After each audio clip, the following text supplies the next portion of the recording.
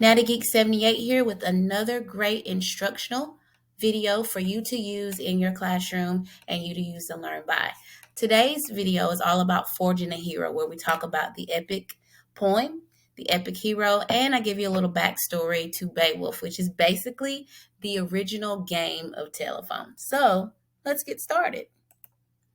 Now, by the end of this video, you're going to know three things. You're going to know what the epic poem is, what an epic hero is, and why Beowulf is the biggest game of telephone. Now, why am I making this video? Because these elements are important in understanding and analyzing an epic poem, hence the essential question. So what is an epic poem? An epic poem is a lengthy narrative poem that tells a story of heroic deeds accomplished by a larger-than-life hero and then told in a dignified way.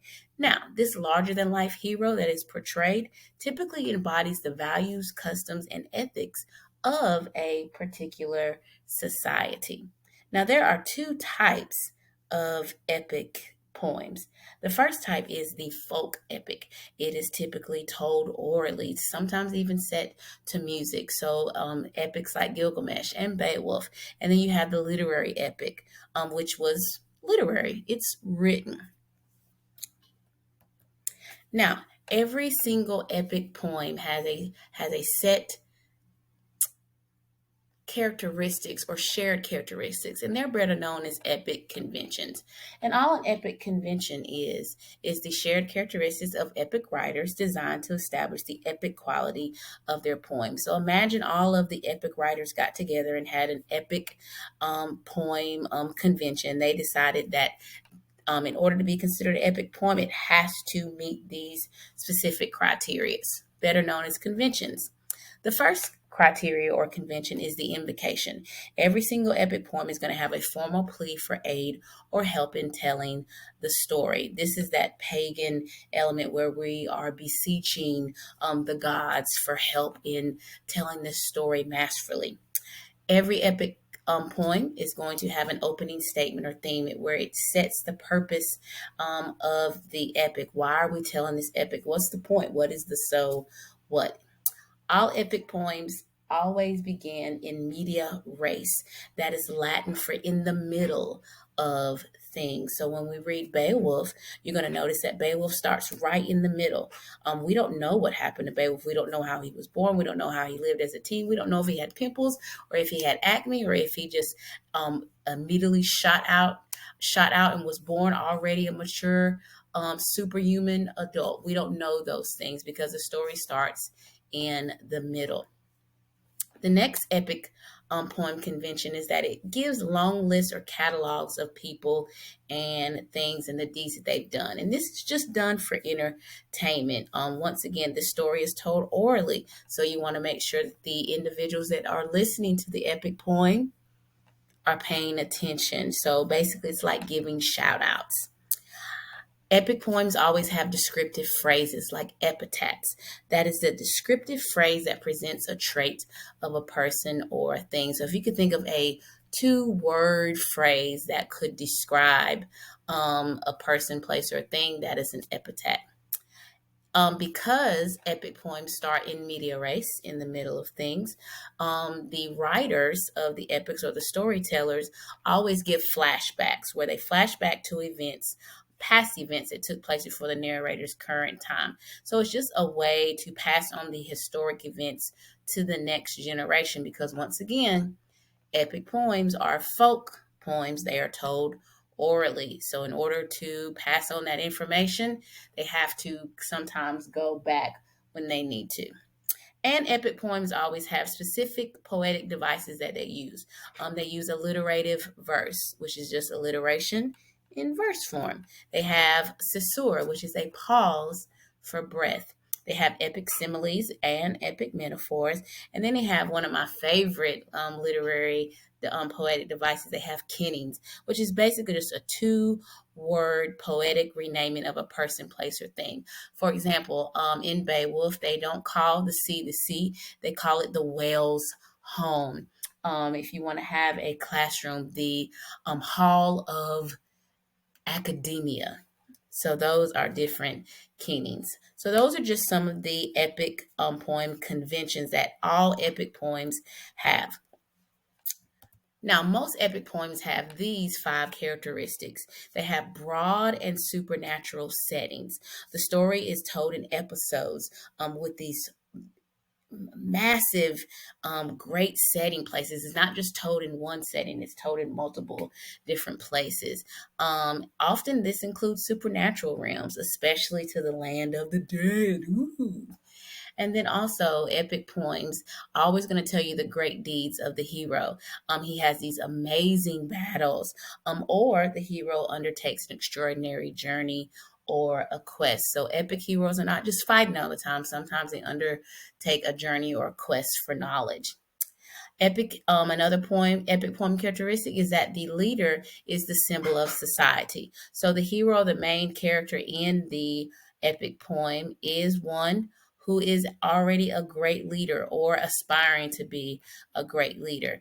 And that hero is identified strongly with particular people or society and their culture. So if a society honors and values intellect. Our epic hero is going to be very quick witted, and if the society values bravery and being a warrior, then our epic hero is going to be larger than life. If the society um, values music, the epic hero is going to be able to sing, things like that. So, whatever the society values or honors, our hero is going to embody that to the fifth degree. Epic poems always have supernatural aid. So at some point, some type of god or other fantastic being is going to take part in the action, just like we see in Beowulf. And lastly, epic poems always have heightened language. You want to keep the listener yearning for more. Once again, the story is told orally, so it's going to get really boring if the language is not dramatic and filled with imagery.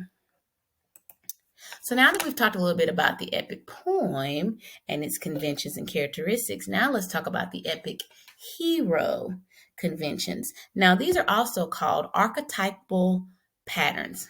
From the root word archetype. So, archetypal patterns. And that is just a fancy way of saying a recurrent symbol or motif in literature, art, or mythology. So, wherever the story come from, what time period, these conventions or archetypal patterns will exist regardless of who the hero is, from Gilgamesh all the way to Katniss Everdeen. So here are some of the conventions. Typically, it's a noble birth or high position, often royalty. If they're not born into royalty, they are moral in character. So their character or their moral fiber is something that sets them apart. Typically back then, the thing that set you apart was your noble birth or high position. Of course, now the things that set us apart is like maybe our ethics or our morals. So something that sets the epic hero apart. The epic hero reflects and symbolizes the values that are important to his or her society. Typically, prior to the 20th century, most epic heroes were males, which is hence the masculine pronoun. Another epic hero archetypal pattern or convention is the hero's actions display courage. They're able to perform superhuman deeds. They're not Superman, but they can perform superhuman deeds. For example, in Beowulf, Beowulf goes to battle Grendel's mother, and he swims all the way down to Grendel's mother's lair, which is a 3-day journey to the bottom of the ocean. Who can do that? That's not even possible. But that displays awesome courage. Epic heroes always have to overcome obstacles but maintain their humanity. Fast forwarding into the 20th, 21st century, we have Harry Potter, who overcomes tremendous obstacles in battling Voldemort, the antagonist of evil, but he still maintained his humanity. Epic heroes live on after death. So their story being retold allows them to achieve a sort of immortality. And lastly, epic heroes typically undertake a quest or a journey, which has four main parts. It has the call, the departure, the adventure, and then the return. The call to the quest, the departure for the quest, the adventure of the quest, and then the return. And with the return, they either return with the goal to share with their people or with the lesson or values learned. So now that we've talked about the epic poem and the epic hero, now let's talk about Beowulf and give you some quick facts. So once again, as I've stated from the beginning, Beowulf is the original big game of telephone. And I'll get to why in a moment. But first, it was set in Scandia in 5th century, around the 400s. So it has Anglo-Saxon's origin and ancestry. It was told and passed down orally, person to person, generation to generation. So depending on what generation you were living in, that's the version of Beowulf that you got. Now, it was told orally by a scope, or which is an Anglo-Saxon poet.